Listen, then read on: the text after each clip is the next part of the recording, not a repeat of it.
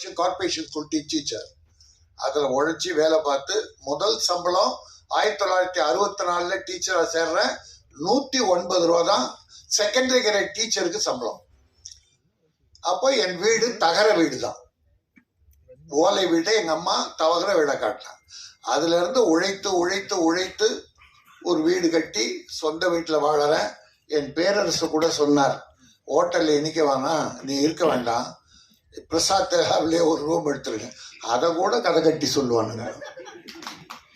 மனசு அப்படி குரங்கு மனசு, அது என்ன வேணா பேசும். ஆகவே நான் செய்கிற நல்ல காரியம், ஆடியோ ஃபங்க்ஷன் போட்டால் சின்ன ப்ரொடியூசர் இருந்தால் 3000 ரூபா எனக்கு கொடுங்க, கொஞ்சம் வசதி ஆகுனா 5000 கொடுங்க.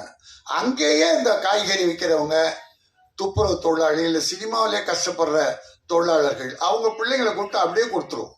இதுக்குன்னு ஒரு தனி விழா வச்சு நான் 1 லட்சம் அதுக்கு செலவு பண்ணி 25,000 இந்த ஏழைகளுக்கு கொடுக்கறது எனக்கு பெரிய விழாவா தெரியல.